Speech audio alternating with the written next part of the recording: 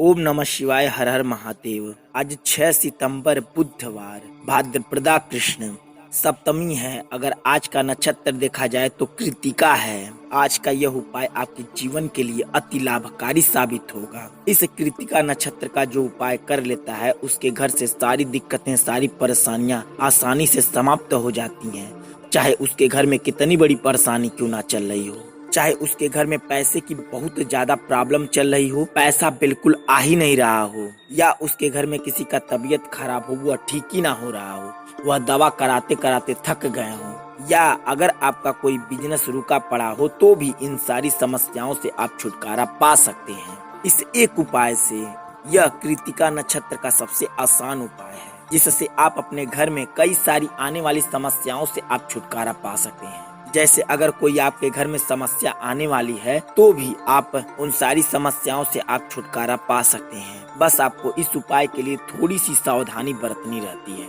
इसलिए आपको इस वीडियो में हम विस्तृत रूप से बताए हैं और आपको अच्छे तरीके से बताने और समझाने की पूरी कोशिश किए हैं, ताकि आप यह उपाय करके आप अपने घर में खुशियां ले आ सकते हैं। और तो और इस एकमात्र उपाय से आपके घर में अगर हानिकारक शक्ति का वास हो तो भी आपको यह उपाय करके उससे निदान पा सकते हैं। बताने से पहले आपको बता दें, अगर आप भोलेनाथ के सच्चे भक्त हों तो इस वीडियो को लाइक कर दें और चैनल को सब्सक्राइब करके बेल आइकन दबा लें। आपको इस उपाय के लिए जो सामग्री लगेगी वह आप ध्यान से समझ लें और उन सारी सामग्रियों को आप इकट्ठा कर लें।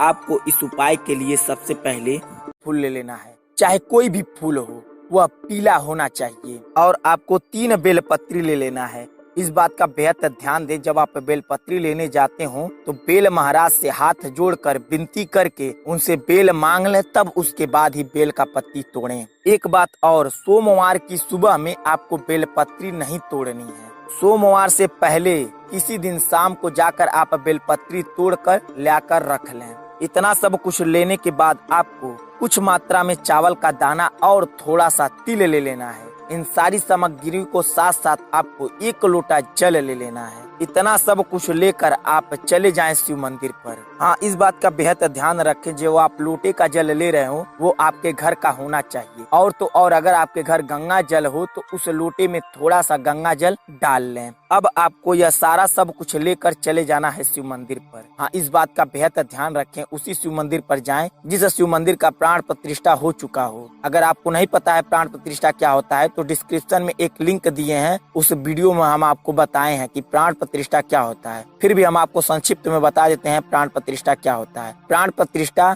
उसी मंदिर का किया जाता है जब मंदिर बन के तैयार हो जाता है और उसमें मूर्ति की स्थापना होती है, तो सबसे पहले प्राण प्रतिष्ठा होता है, उसके बाद ही उस मंदिर का पूजा पाठ किया जाता है। अब आपको शिवलिंग के सामने बिल्कुल बैठ जाना है। जब आप मंदिर पर जाएं तो सबसे पहले घंटी को बजाकर और शिवलिंग के सामने बैठ जाएं। इस बात का बेहद ध्यान रखें, जब आप शिवलिंग के सामने बैठ रहे हो तो आपका मुख बिल्कुल पूरब की दिशा की ओर होना चाहिए। अब आपको हाथ जोड़कर आंख बंद करके 21 बार ओम नमः शिवाय का जाप करना है। जाप करने के बाद आपको 5 फूल पत्ती लेना है, 5 फूल ले लेना है और 1 फूल ओम नमः शिवाय का जाप करते हुए आपको शिवलिंग के ऊपर रख देना है और 1 फूल ओम नमः शिवाय का जाप करते हुए आपको अशोक सुंदरी की जगह रख देना है और 1 फूल ओम नमः शिवाय का जाप करते हुए शिवलिंग के बिल्कुल सटाकर दक्षिण साइड रख देना है। फिर भी ओम नमः शिवाय का जाप करते हुए आपको 1 फूल बिल्कुल आपको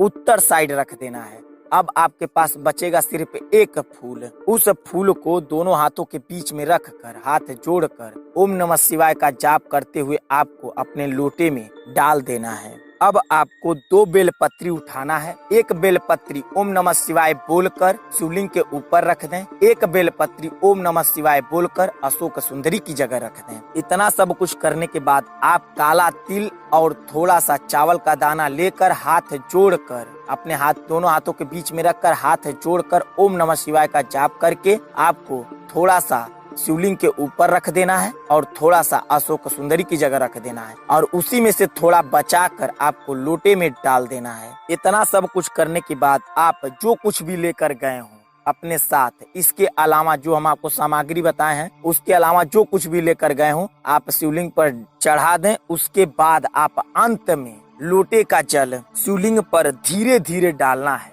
इस बात का बेहद ध्यान रखें, जब आप लोटे का जल शिवलिंग पर ढाल रहे हो तो आपको श्री शिवाय नमस्तुभ्यम का जाप करना है। और कब तक जाप करना है? कम से कम 11 बार आपको जाप कर लेना है और लोटे का जल बिल्कुल धीरे धीरे गिराना है। अंत में आपको थोड़ा सा लोटे का जल बचा लेना है।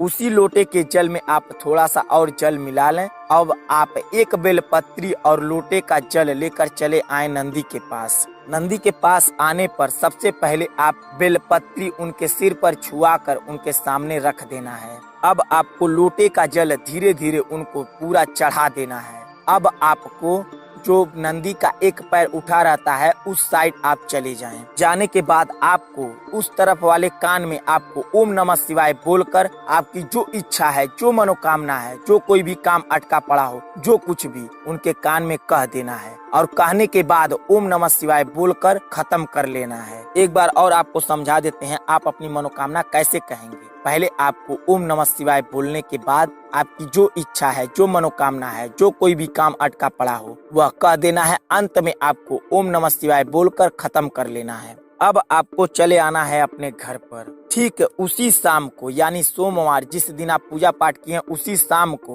होती है। जैसे ही सूर्य देवता डूब जाते, इस बात का बेहद ध्यान दें, जब सूर्य देवता डूब जाते हैं तो लालिमा छाई रहती, वह लालिमा खत्म ना होने पाए उसी समय आपको लेना है लाल चंदन और आपको थोड़ा सा शहद लेकर चले जाना है शिव मंदिर पर और एक दीपक ले लेना है और आपको एक बाती ले लेना है और शुद्ध तिल का तेल ले लेना है। अगर तिल का तेल ना हो तो अपने घर का सरसों का तेल भी ले सकते हैं। हाँ, वह सरसों का तेल साफ सुथरा होना चाहिए। इतना सब कुछ लेकर फिर उसी मंदिर पर चले जाना है जिस मंदिर पर आप पूजा पाठ किए हों। वहाँ पर जाने के बाद आपको लाल चंदन और शहद को अच्छे से मिला लेना है और शिवलिंग को अच्छे से उससे लेपन कर देना है। इस बात का बेहद ध्यान रखें, आप लेपन जब कर रहे हो तो आपके मन में ओम नमः शिवाय का जाप होना चाहिए। ऐसा करने से आपके मन में कोई भावना नहीं चलेगी। इतना सब कुछ करने के बाद आपको दीपक जलाकर शिवलिंग के बिल्कुल सामने रख देना है। अब आपको हाथ जोड़कर आपकी जो इच्छा है, जो मनोकामना है वहाँ पर अपने मन में दोहरा लेना है। अंत में आपको हाथ जोड़कर भूल चूक की माफी मांग लेनी है। इतना सब कुछ करने के बाद आपका यह उपाय पूर्ण होगा और आपकी जो इच्छा होगी, जो मनोकामना होगी वह शीघ्र ही पूर्ण होगा। अगर आपको यह उपाय समझ में आ गया हो तो कमेंट बॉक्स में श्री शिवाय नमस्तुभ्यम जरूर लिखें। अगर नहीं समझ में आया हो तो कमेंट बॉक्स में पूछ सकते हैं, हम आपको वहाँ भी बताने की पूरी कोशिश करेंगे। चलिए मिलते हैं आपसे अगली वीडियो में, तब तक के लिए श्री शिवाय नमस्तुभ्यम। हर हर महादेव।